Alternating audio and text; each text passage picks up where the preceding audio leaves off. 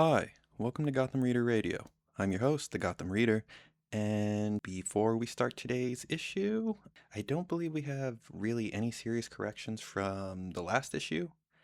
There was some minor flubs on my end, but for the most part, the general information still seems to be correct. So with that, let's just move into the issue for today, which is Detective Comics number 33, published in November 1939, with the cover art being done by Bob Kane, and with the story being once again written by Gardner Fox, and art being done by Bob Kane and Sheldon Moldolf. And the name for today's issue is The Batman Wars Against the Dirigible of Doom. So for those of you who are going to be reading along, as usual, I will be once again using Batman Chronicles Volume 1. And while at least part of this issue is fairly easy to find, in fact, I'm almost certain part of it you could probably find for free online, I don't know how common it is to reprint the entire issue. It may be in the Golden Age Omnibus, and it may be in Batman Archives, and of course the online database. But at least from my understanding, you're more likely just to find the beginning of this issue and not the entire thing. But that being said, I think it should still be easy to find the issue in its entirety for the most part. With that out of the way, let's just move to the front cover, in which we get a really interesting cover by Bob Kane for one reason. Before mentioning the reason why, it's an image of the Batman jumping off of a old-fashioned cobblestone overpass into a vehicle that seems to be driven by a pair of ne'er-do-wells. What makes this cover interesting is if we take a look at the Batman, we could see he now has a holster on the side of his briefs, which I guess that means for at least a couple of issues, the gun is going to be sticking around as a part of Batman's arsenal. Or at least maybe that's the image that Bob Kane wants to portray with this cover. But other than that, it doesn't have too much to do with the issue ahead.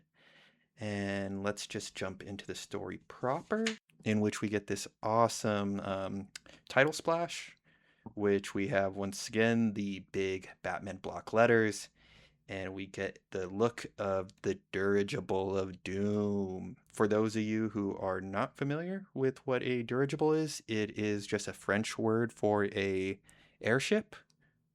In this one in particular is like a kind of blimp shape airship. Other than that, it's just a semantics thing. And let's begin now with our little caption for the issue, which is Eerie Figure of the Night, Nemesis of Crime. This is the Batman. And before we start the story proper, I just want to give a little, or not a little, I have a bit of a reveal. I kind of buried the lead on it, but this is probably one of the most important issues we're going to be reading in the entirety of the Batman franchise, because while it isn't announced anywhere in the title or the cover page, in this issue, we get the origin story of Batman. So quite important for some of you, if not most of you, you've probably heard the tale at one point or another. But for those of you who haven't, let us jump into the legend of the Batman and how he came to be. Some 15 years ago, Thomas Wayne, his wife, and son were walking home from a movie when a criminal appears from nowhere with a gun in hand, threatening Thomas Wayne's wife, demanding the necklace that she is wearing.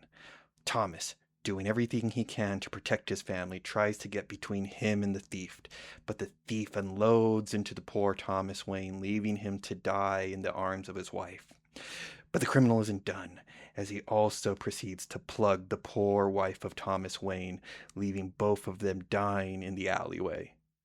The boy's eyes are wide with terror and shock as the horrible scene is spread before him. He sits alone crying in the alleyway as the criminal escapes. Days later, a curious and strange scene takes place, in which we see the young Bruce Wayne near his bed by candlelight, with his hands clasped. He makes a promise that will set his life on a course forever that he'll never be able to change, in which he claims, "And I swear by the spirits of my parents to avenge their deaths by spending the rest of my life warring on all criminals." As the years pass, Bruce Wayne prepares himself for his career. He becomes a master scientist, learning skills that will help him solve any crime, trains his body to physical perfection until he is able to perform amazing athletic feats necessary to stop any criminal. Yet, with his father's wealth and his newfound skills, Batman knows that he cannot go out there on his own. He needs a disguise, yet he is uncertain what type of image he would like to create for himself. Then, thinking aloud to himself, Bruce Wayne muses, "Criminals are a superstitious, cowardly lot, so my disguise must be able to strike terror into their hearts, be a creature of the night, black, terrible, eh, eh," and at that very moment, as if in answer, a huge bat flies into the open window, and Batman proclaims, "A bat! It's an omen! I shall become a bat!" And thus is born the weird figure of the dark, the avenger of evil, the Batman. And there we have it, the origin story of the Batman. So it turns out Bruce Wayne is not some superhuman powered by a bat idol. He's not some mysterious bat-like alien from a distant planet. He is a man who seems to have lost what some could argue everything in his childhood.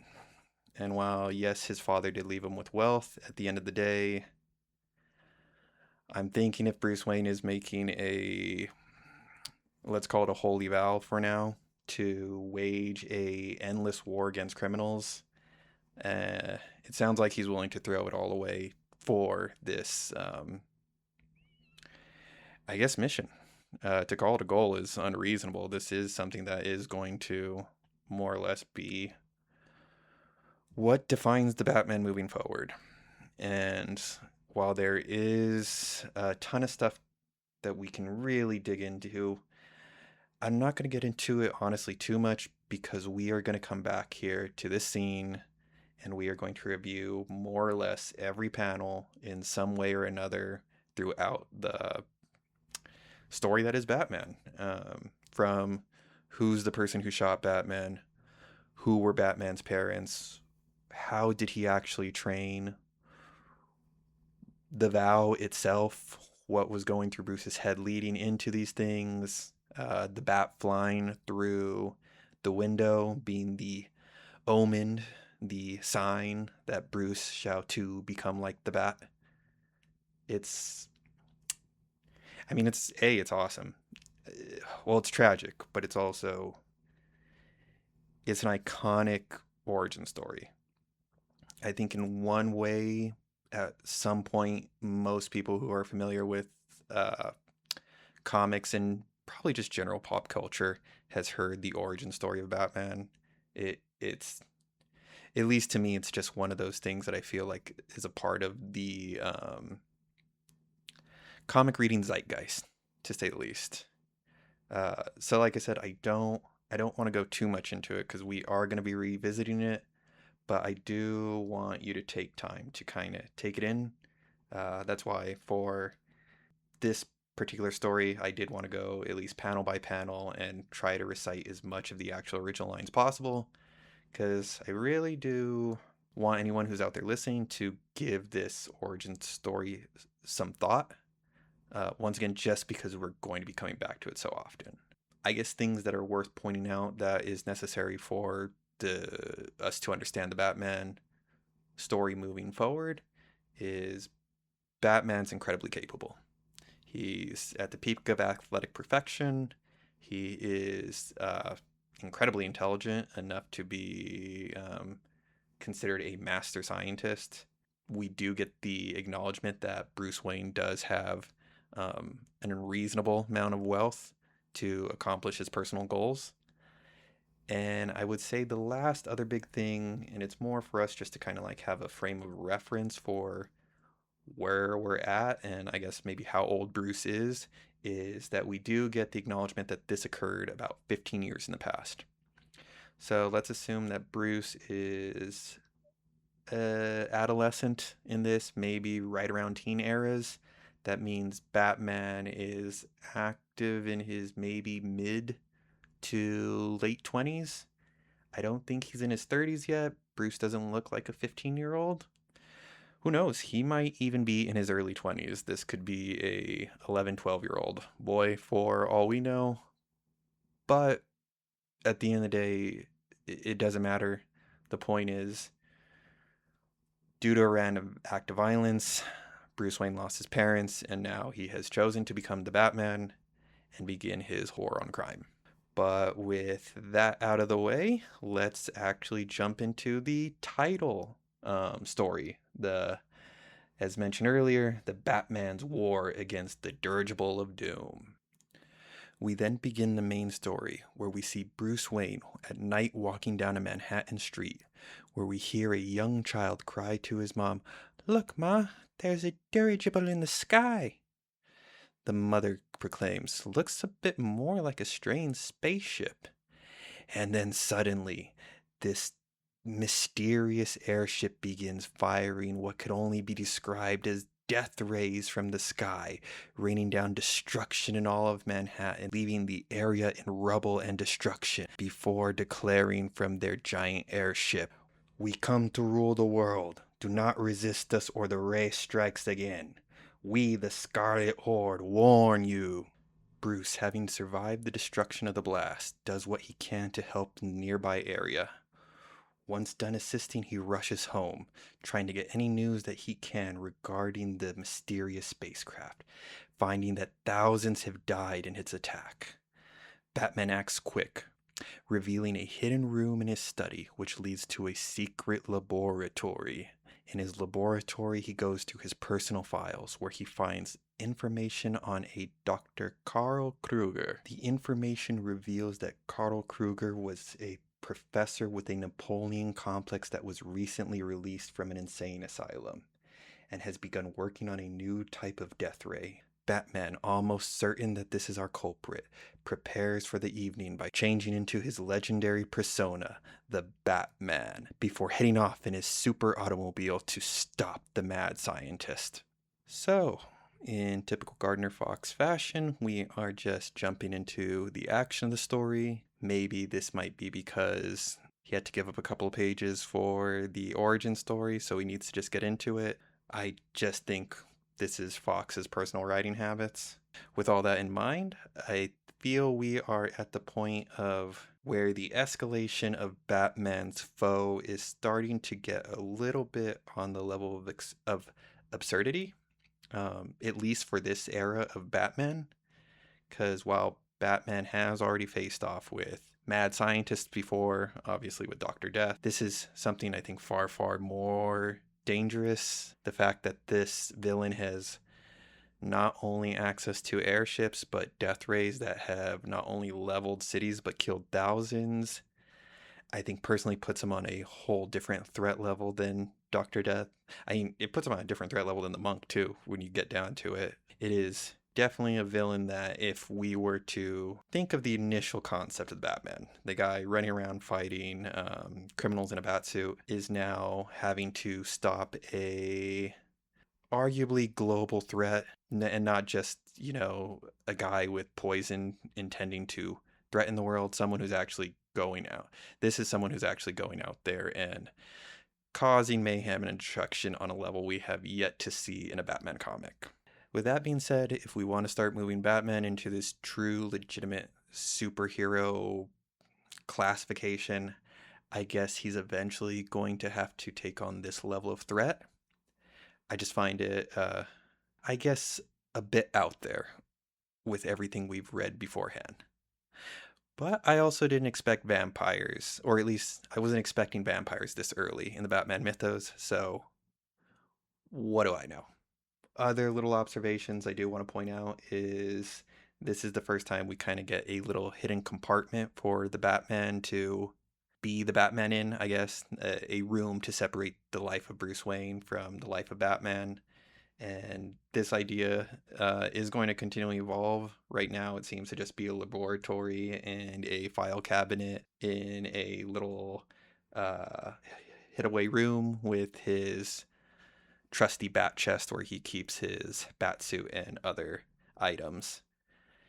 Also, we do get to see a little bit more stylization on Batman's car. Once again, just little steps that we're taking to get Batman to the concrete idea of what most people are going to think of when we're thinking of the Batman. Our story resumes with Batman arriving at the house of Dr. Carl Kruger, which he then sneaks up onto its balcony to peek inside the window where we get our first look at the doctor, where he is surrounded himself with three other brilliant scientists, declaring that amongst them, with their intelligence and his power, that they are going to rule the world, revealing that he plans to build multiple dirigibles, which he's going to use to enact his world conquest. In the room, we also see multiple portraits of Napoleon Bonaparte, reflecting Karl Kruger's mad obsession. So, for those of you who aren't familiar with the term Napoleon complex, it is I guess, an old-fashioned term for when someone who is particularly touchy about their height, usually directed at men, but I've seen it used towards women because it's just letting your, I guess, yeah, just letting your height be a severe touching point. Although I've also heard it can be used for just general delusions of grandeur, which is maybe what Gardner's doing here. But either way, figure I'd just give a quick description of what is. Also, it's not an actual syndrome. You won't go to a mental institute for it or anything like that. I mean, unless it led to like truly severe mental illness. But with that being said, if you are a short person, you are perfectly fine the way you are. And with that out of the way, let's continue with the story. The Batman then bursts into the room and, using his trusty batarang, flings it at the mad dictator, hoping to incapacitate him before he could cause any more damage.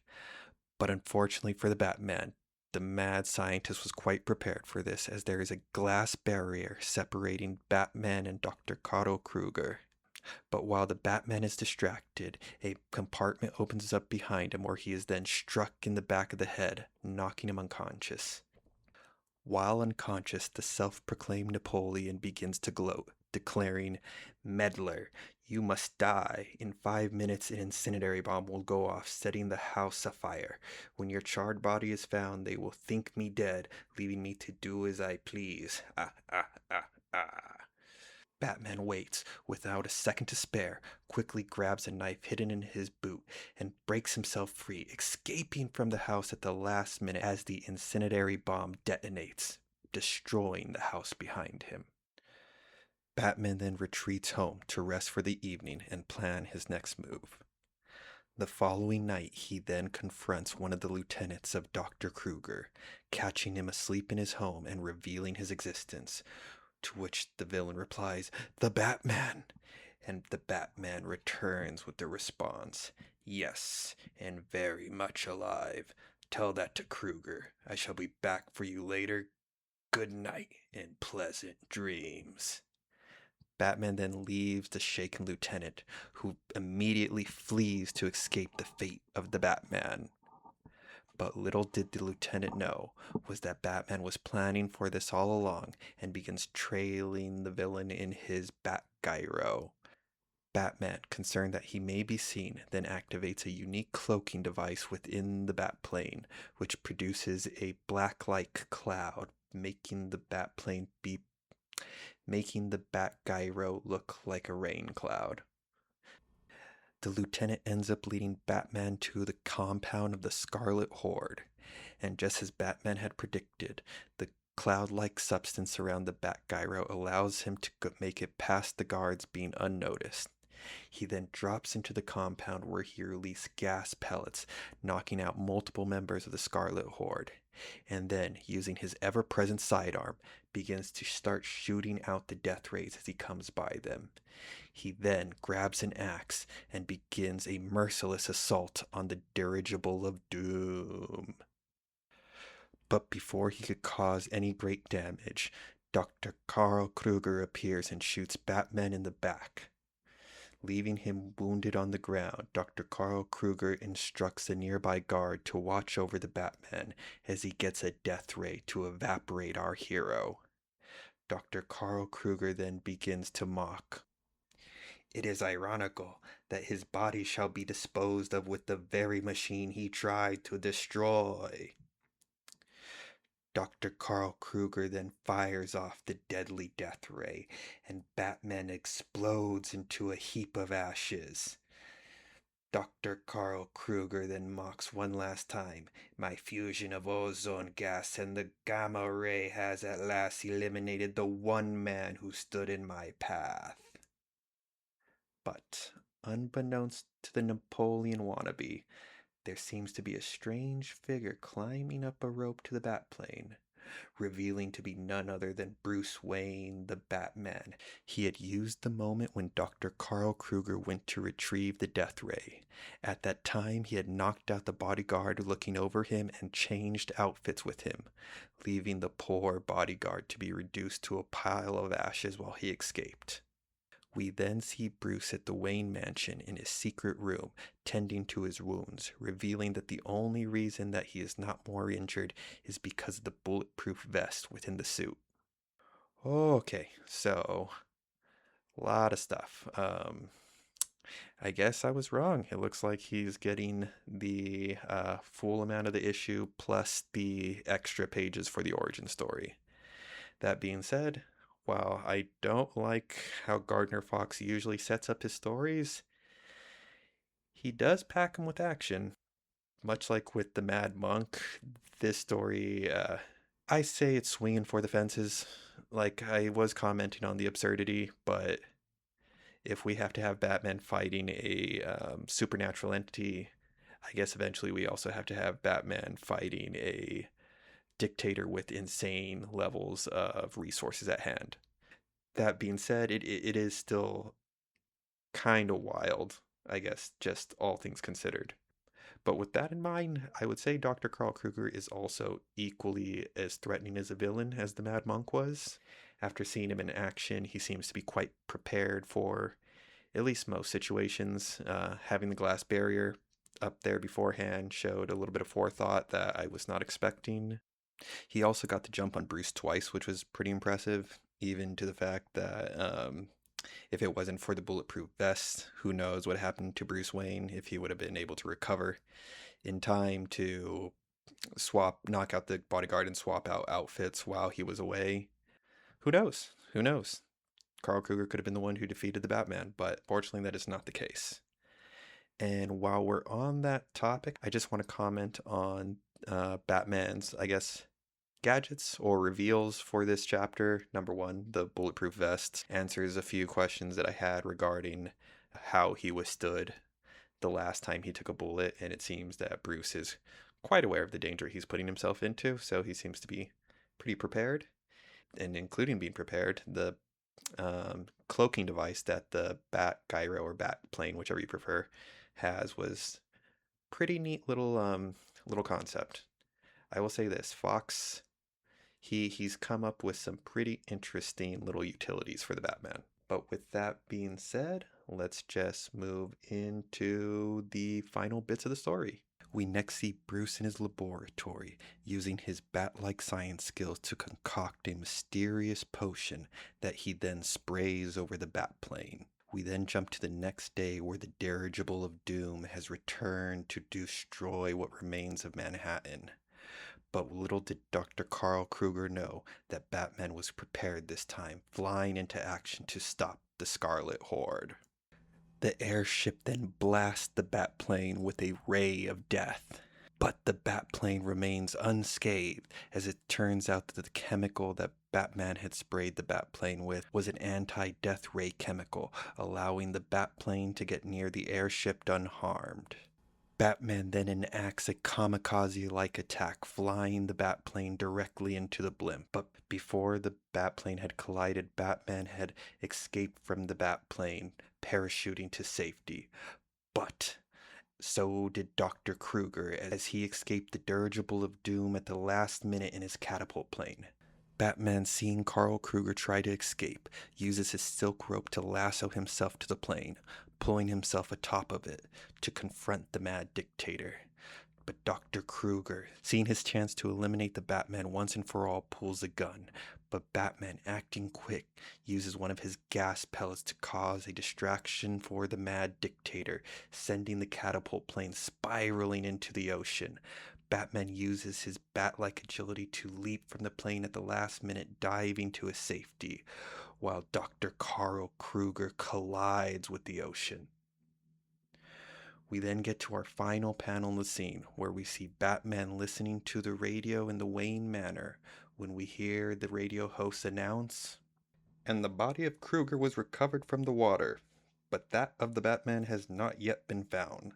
Latest dispatches report the capture of the entire Scarlet Army." As we see Bruce Wayne contently take a puff from his pipe, we end our story. And there we have it. Detective Comics number 33, The Batman Wars with the Dirigible of Doom. So, I am going to change my opinion on this book, or on this issue. When I read it the first time, I was not too impressed, but I think that was honestly because I was focusing so much on the origin story.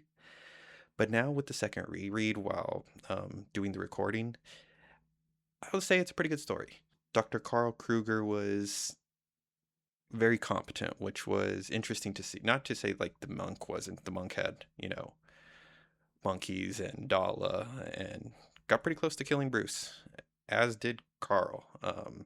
I guess it's because of how prepared it seemed Carl Kruger was for every attempt that the Batman made to stop him, with their final confrontation leading to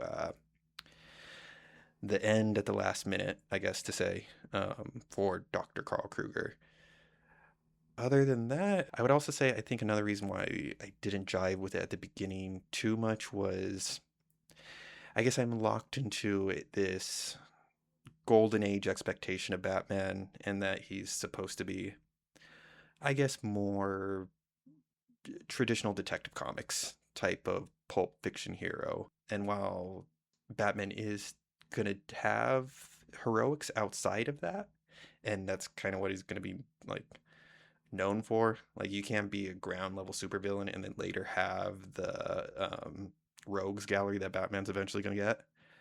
But in this case, I guess it's just I wasn't expecting Silver Age kind of sci-fi story this early. But that's also kind of like Gardner Fox's wheelhouse, so can't really blame him for writing to his strengths. Other than that, the art was really good for the issue as well. Sheldon Moldoff seems to be coming very much into his comfort zone. We're getting a lot more really good, detailed shots of the Batman, some really cool action scenes.